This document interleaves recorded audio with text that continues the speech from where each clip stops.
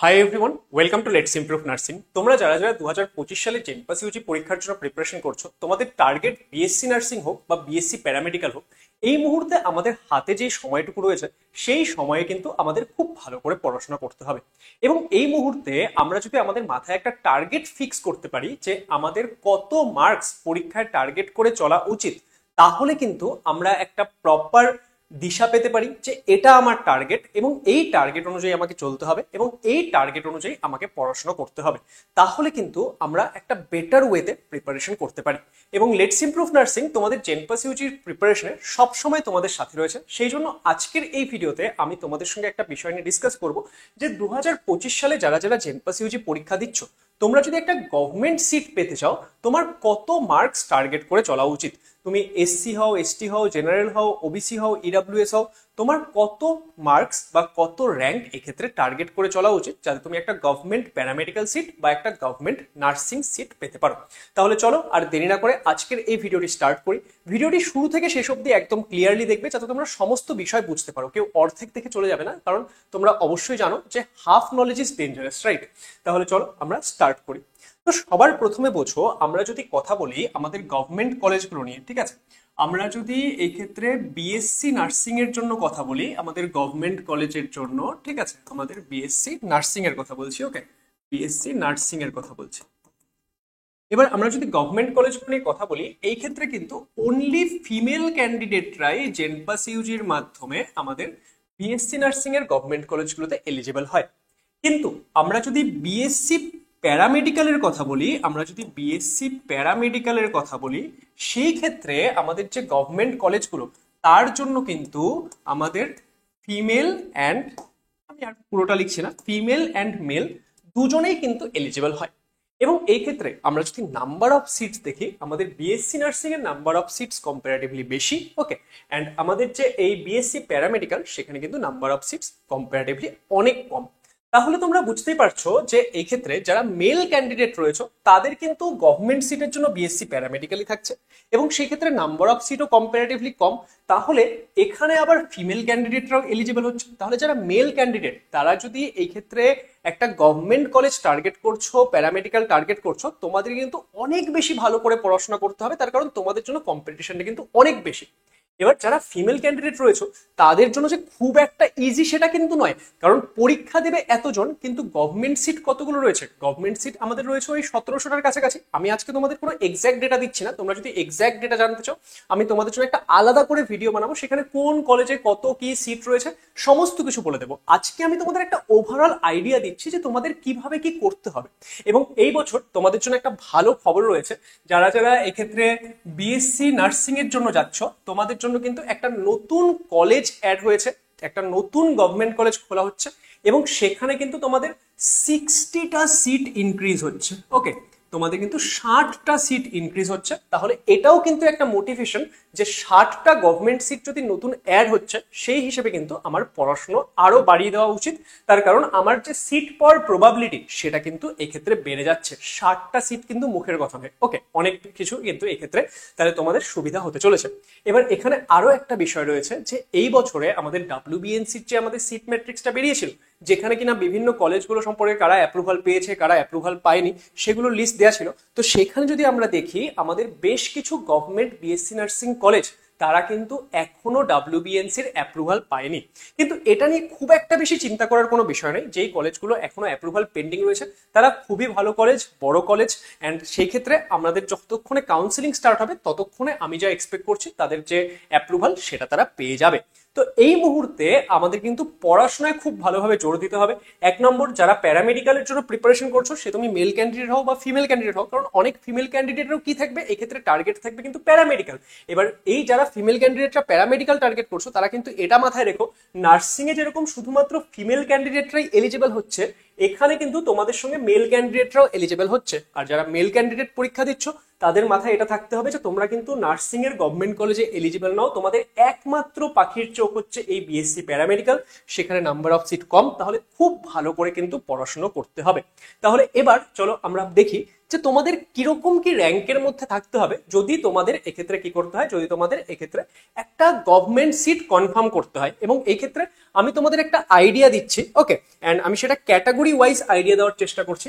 যারা general candidate student রয়েছে, ঠিক আছে, যারা জেনারেল ক্যাটাগরি থেকে বিলং করছো, এখানে আমি শুরুতে নার্সিং এর কথা বলছি, বিএসসি নার্সিং, অ্যান্ড আমি গভর্নমেন্ট কলেজের কথা বলছি, আমি কোনো কিছু প্রাইভেট কলেজের কথা বলছি না। এবং আগে যে আমি এলিজিবিলিটিটা বললাম সেটাও কিন্তু আমি গভর্নমেন্ট কলেজের জন্য বলেছি। মেল ক্যান্ডিডেটরা চাইলে কি প্রাইভেট কলেজ থেকে নার্সিং পড়তে পারে? ইয়েস, পড়তে পারে, সেখানে কোনো আমাদের বাধা নেই। কিন্তু আমি সমস্ত কিছু গভর্নমেন্ট নিয়ে কথা বলবো, তার কারণ তোমার টার্গেট এক্ষেত্রে একটা গভর্নমেন্ট কলেজ। গভর্নমেন্ট কলেজে তুমি পড়লে অনেক বেশি এক্সপোজার পাবে, তোমার অনেক বেশি টাকা সেভ হবে, অ্যান্ড অনেক অ্যাডভান্টেজ রয়েছে, সেগুলো নিয়ে হয় অন্য একটা ভিডিওতে কথা বলবো। তো এক্ষেত্রে জেনারেল ক্যান্ডিডেটদের জন্য যারা বিএসসি নার্সিং টার্গেট করছো, তারা চেষ্টা করো 2500-র মধ্যে যাতে তোমাদের র্যাঙ্ক থাকে। স্যার 2500-র বেশি র্যাঙ্কে কি ভর্তি হয় না? হ্যাঁ ভর্তি হয়, 2800-2900 র্যাঙ্কেও ভর্তি হয়েছে, ঠিক আছে। কিন্তু আমি তোমাদেরকে কি বলছি, আমি তোমাদেরকে একটা সেফ জোন বলছি। তোমরা যদি এক্স্যাক্টলি জানতে চাও যে স্যার লাস্ট ইয়ার কত র্যাঙ্কে লাস্ট ভর্তি হয়েছে, এগুলো নিয়ে আমি একটা আলাদা ভিডিও তৈরি করব। কিন্তু ওই যে লাস্ট র্যাঙ্কটা, সেটা আমি কেন তোমাদের কাছে রিভিল করতে চাই না জানো তো? কারণ অনেকে মাথায় ওটাই টার্গেট নিয়ে বসে, আচ্ছা লাস্ট তো এত র্যাঙ্কে ভর্তি হয়েছে, তাহলে আমি এত র্যাঙ্ক করবো কোথায়। আরে না, তোমাকে সবসময় একটা টার্গেট রাখতে হবে যে তুমি যত পারবে ভালো করার চেষ্টা করবে, ঠিক আছে। এবং এখন আমি ক্যাটাগরি র্যাঙ্ক গুলো বলবো যে তোমার কোন ক্যাটাগরিতে তোমার কত র্যাঙ্ক অব্দি গেলে তুমি একটা কলেজ পেয়ে যাওয়ার চান্স রয়েছে, গভর্নমেন্ট কলেজ, ঠিক আছে, যে ম্যাক্সিমাম চান্সে তুমি একটা গভর্নমেন্ট কলেজ পেয়ে যাবে। কিন্তু তা সত্ত্বেও একটা জিনিস আমি সব সময় তোমাদেরকে বলি যে সবার টার্গেট হাই রাখতে হবে। তোমার কাছে যদি এসসি ক্যাটাগরি থেকে থাকে, এসটি থেকে থাকে, ওবিসি থেকে থাকে, তুমি এটা কোনো সময় মাথায় আনবে না যে আমার কাছে তো এই ক্যাটাগরি রয়েছে, আমি একটু কম নাম্বারে বা একটু বেশি র্যাঙ্কেও কলেজ পেয়ে যাবো। তোমার টার্গেট থাকা উচিত তুমি একটা পরীক্ষা দিচ্ছ, তুমি যাতে সেই পরীক্ষায় একটা ভালো র্যাঙ্ক করতে পারো, টপ র্যাঙ্কারদের মধ্যে আসতে পারো, সেটা তোমার টার্গেট থাকতে হবে, ওকে। আচ্ছা, জেনারেলরা মোটামুটি 2500 র্যাঙ্কের মধ্যে যদি থাকো, তোমরা ধরো হচ্ছে কনফার্ম তোমরা একটা কলেজ পেয়ে যাচ্ছ এই বিএসসি নার্সিং এর ক্ষেত্রে।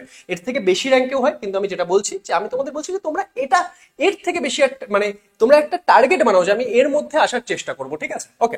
তারপর আমরা যদি ইডাব্লিউএস এর কথা বলি, মানে জেনারেল ইডাব্লিউএস, ওকে, ইডাব্লিউএসরা মোটামুটি তোমাদের যদি 5000-এর মধ্যে র্যাঙ্ক থাকে, তোমরা ধরে নাও যে তোমাদেরও একটা গভর্নমেন্ট বিএসসি নার্সিং কলেজ হয়ে যাবে। এবার এই যে এই বিষয়গুলো মাথায় রাখবে, কাউন্সিলিং এর বিষয়গুলো কিন্তু তোমাদেরকে কেউ 100% শিওর হয়ে কোনোদিনও বলতে পারবে না, তার কারণ কাউন্সিলিং এর সময় অনেক ফ্যাক্টর কাজ করে। কিন্তু মোটামুটি এক্সপেক্টেড যে তোমরা এর মধ্যে যদি থাকো, তোমাদের কিন্তু কনফার্ম হয়ে যাবে, ওকে। নেক্সট হচ্ছে ওবিসি এ।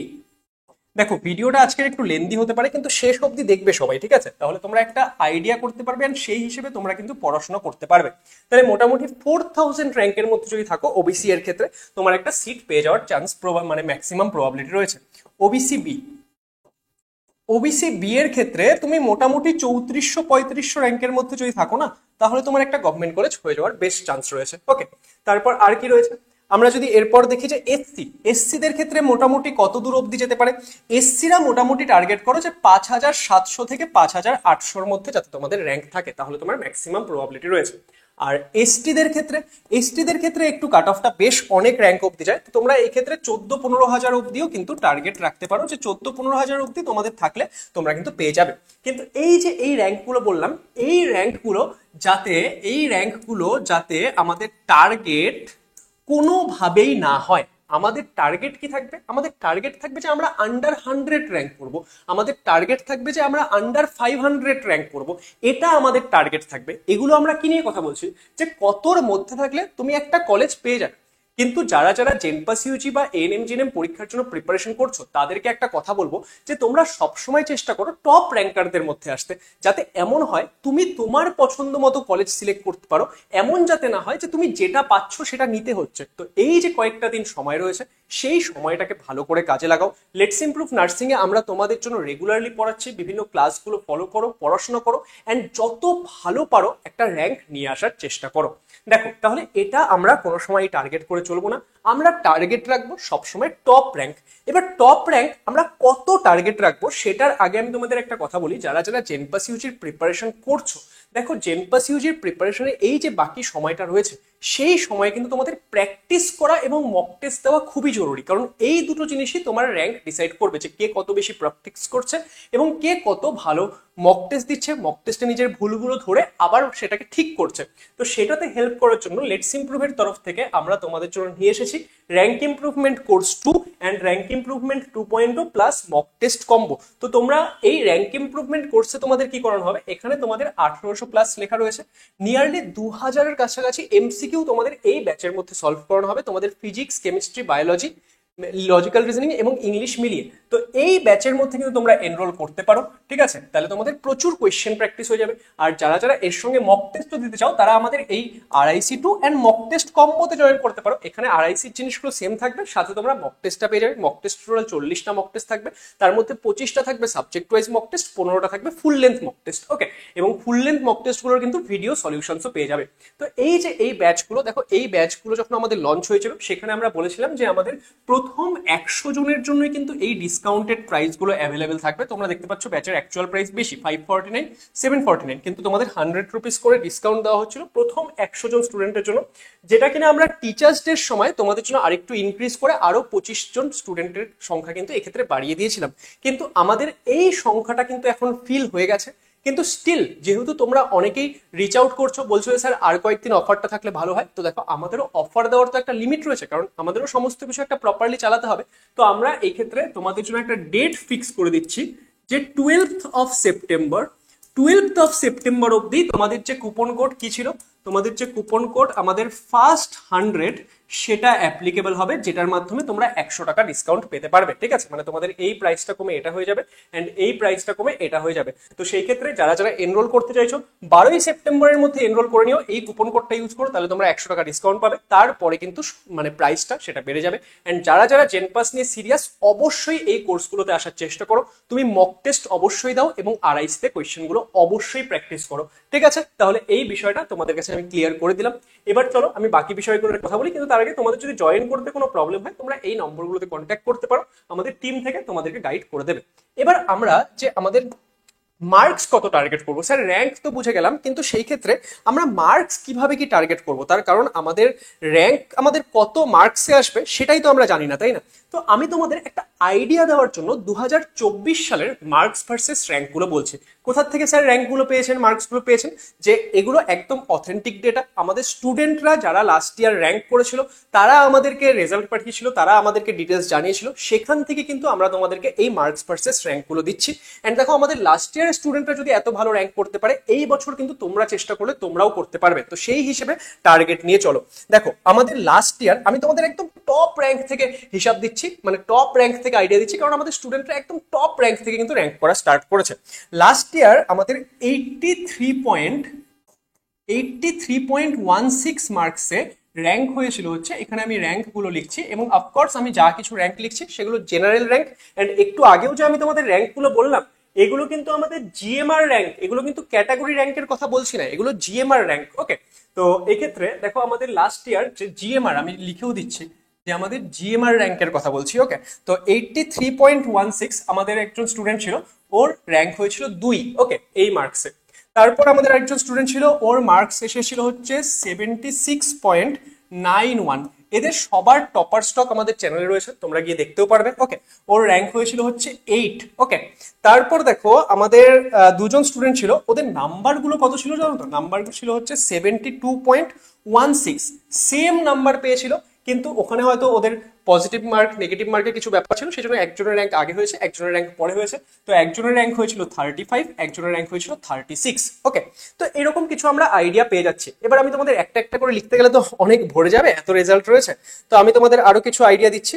মোটামুটি ধরে নাও আমাদের এক্ষেত্রে এটা আমাদের কুহেলির রেজাল্টটা কোথায় গেল?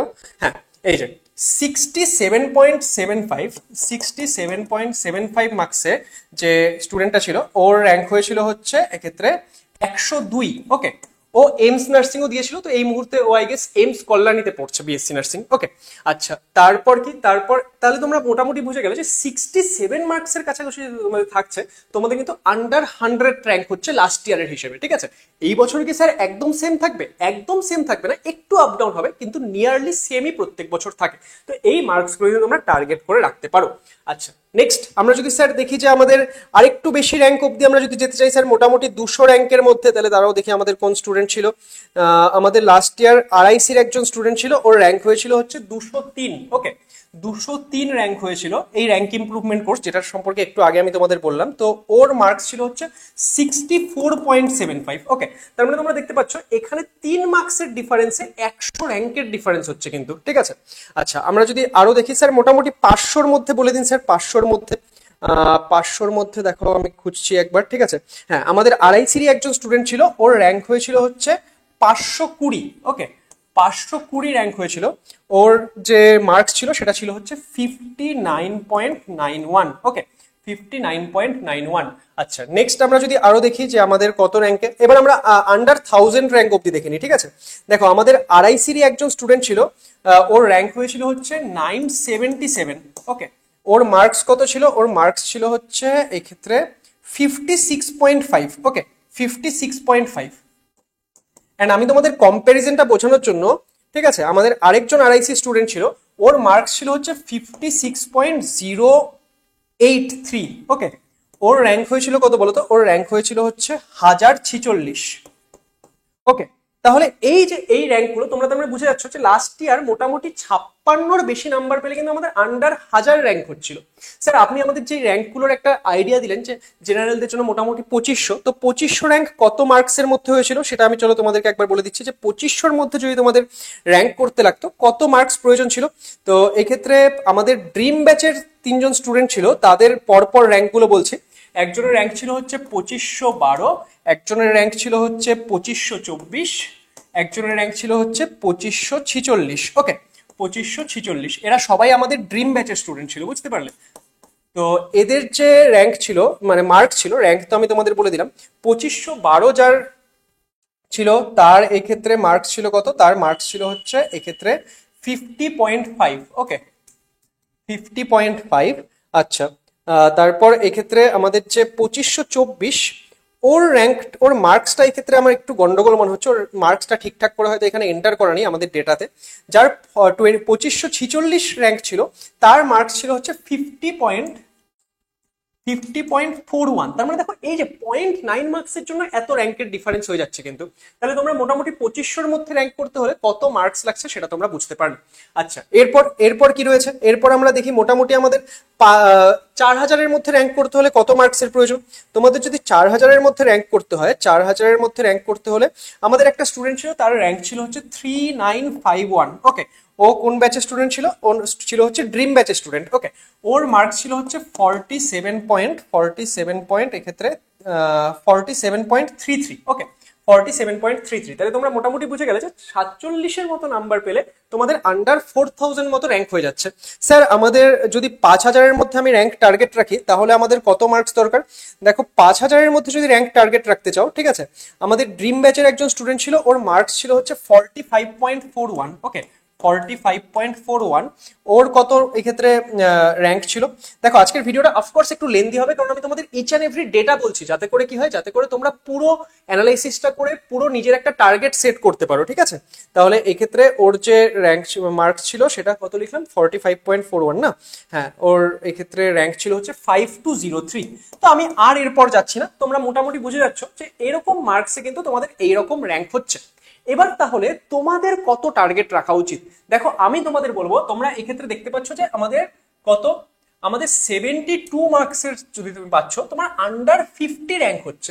তাহলে আমি তোমাদের সবাইকে, তোমরা যদি আমার থেকে জানতে চাও স্যার আমি টার্গেট কত রাখবো, আমি সবাইকে বলবো যে তোমার মোটামুটি 70+ টার্গেট রাখা উচিত। অনেকে বলবে স্যার আমার আন্ডার 50 র্যাঙ্ক লাগবেই না। কেন লাগবে না তোমার আন্ডার 50 র্যাঙ্ক? তুমি টার্গেট এটা রেখে চলো যে আমি এতখানি করব। এন্ড তুমি কি করে শিওর যে এই বছর 70 নম্বরে আন্ডার 50 হবে? এই বছর হয়তো দেখা গেল 70 নম্বরে আন্ডার 100 হচ্ছে, এই বছর হয়তো একটু কাট অফ বেড়ে গেল। তো সেই জন্য আমি লাস্ট ইয়ারের অ্যানালাইসিস অনুযায়ী তোমাদেরকে বলবো মোটামুটি তোমরা 70 নাম্বার এক্ষেত্রে টার্গেট করো। স্যার তাহলে আপনি যে আমাদের এই ডিটেলসটা দেখালেন যে আমাদের কোন ক্যাটাগরিতে কতখানি যায়, তাহলে এটা কি আমরা মাথায় রাখবো না? না, এটা তোমরা জাস্ট জানার জন্য আমি তোমাদেরকে একটা বলে দিলাম যে মোটামুটি এত র্যাঙ্কের মধ্যে থাকলে তুমি ধরে রাখো যে তোমার একটা গভর্নমেন্ট কলেজ হয়ে যাবে। স্যার যারা প্যারামেডিক্যাল তাদের জন্য কি? এটা তো নার্সিং এর জন্য বলেন। যারা প্যারামেডিক্যাল তারা টার্গেট রাখো যে তোমার যাতে র্যাঙ্ক 500 থেকে 700-র মধ্যে থাকে ম্যাক্সিমাম। ওকে, আন্ডার 500ই টার্গেট করো, ঠিক আছে, কিন্তু ম্যাক্সিমাম 500 থেকে 700 অব্দি যেতে পারো, কিন্তু চেষ্টা করো যত ভালো র্যাঙ্ক আনা যায়, কারণ তোমার যদি একদম টপ টপ কলেজগুলোতে প্যারামেডিক্যাল দরকার হয় না, সেখানে কিন্তু তোমার একদম টপ র্যাঙ্ক দরকার হবে 300-400-র মধ্যে, ঠিক আছে। তো সেই জন্য খুব ভালো করে পড়াশোনা করো, এবং এই মুহূর্তে সবাই কত মার্কস টার্গেট করে চলবে, সবাই এক্ষেত্রে 70+ মার্কস টার্গেট করে চলবে। আমি তোমাদের অনেক ডেটা শো করলাম যে কোন মার্কসে কত কি র্যাঙ্ক হয়েছিল লাস্ট ইয়ার, কিন্তু তোমাদের মাথায় পাখির চোখ কি হবে, তোমাদের মাথায় যে টার্গেট থাকবে সেটা থাকবে হচ্ছে 70+। এন্ড এই ভিডিওর কমেন্ট সেকশনে সবাই আজকে নিজের প্রতি একটা শপথ নাও, সবাই কমেন্ট করে লিখে যাবে জেনপাস ইউজি 2025 আমি 70+ তুলবই তুলবো। দেখো পরীক্ষায় গিয়ে হয়তো কয়েকজনের 70+ আসবে না, সেটা স্বাভাবিক ব্যাপার, কিন্তু তুমি নিজের মাথায় টার্গেটটা তো নেবে। তুমি তোমার যদি টার্গেট রাখো আমি 40 নাম্বার তুলবো, তাহলে তোমার সেটা গিয়ে উঠবে হচ্ছে 25 নাম্বার। তো সেই জন্য আজকে টার্গেটটা সেট করে যাও যে আমি টপ র্যাঙ্ক করবো জেনপাস ইউজি 2025-এ, আমি 70+ মার্কস তুলে দেখাবো। এটা আমি নিজের সঙ্গে চ্যালেঞ্জ নিচ্ছি, এবং তোমাদের এই চ্যালেঞ্জে লেটস ইমপ্রুভ নার্সিং তোমাদের সাথে রয়েছে। তোমরা যারা যারা আমাদের র্যাঙ্ক ইমপ্রুভমেন্ট কোর্সে জয়েন করছো, তারা তো সেখানে আমাদের সঙ্গে পড়ছোই। তাছাড়াও প্রত্যেক দিন সকালবেলা 11টার সময় আমাদের এই লেটস ইমপ্রুভ নার্সিং চ্যানেলে কিন্তু তোমাদের জেনপাস ইউজি 2025-এর জন্য ক্লাস হচ্ছে। চেকমেট সিরিজের ক্লাস চলছে, যেখানে আমরা রেগুলারলি তোমাদের ক্লাস করাচ্ছি। সেই ক্লাসগুলো ফলো করো, এই লাস্টের কয়েকদিন নিজের বেস্ট দিয়ে প্রিপারেশন দাও, দেখবে অবশ্যই ভালো করতে পারবে। চলো, অল দ্য বেস্ট সবাইকে। থ্যাংক ইউ সো মাচ আজকের এই ভিডিওটা দেখার জন্য। আশা করবো আজকের এই ভিডিও থেকে তোমরা একটা আইডিয়া পাবে যে কিরকম কি মার্কস তোমাদের টার্গেট রাখা উচিত। অনেকে বলছে স্যার কাট অফ ভিডিও দিন, কাট অফ ভিডিও দিন। দেখো এই মুহূর্তে যতক্ষণ না পরীক্ষা হয় ততক্ষণ কাট অফ বলা যায় না যে এই বছর কত যাবে, বুঝতে পারলে? কারণ কাট অফ ডিপেন্ড করবে যে কত স্টুডেন্ট পরীক্ষা দিচ্ছে, পরীক্ষার প্রশ্নপত্র কিরকম আসলো ইত্যাদির উপর। তো সেই এক্স্যাক্ট কাট অফ কত কি যেতে পারে সেটার ভিডিও তোমরা পরীক্ষার পরেই পাবে, কিন্তু আজকে আমি তোমাদের একটা ওভারঅল আইডিয়া দিয়ে দিলাম যে তোমাদের কি টার্গেট রেখে চলতে হবে, ঠিক আছে? চলো দেখা হচ্ছে তাহলে পরের ভিডিওতে। Let's improve nursing K subscribe করে রেখো, কারণ এখান থেকেই তোমরা জেনপাস ইউজি প্রিপারেশনের জন্য একদম অথেন্টিক এন্ড সব থেকে ইম্পর্টেন্ট যে তথ্যগুলো সেগুলো পেতে চলেছো। Bye bye.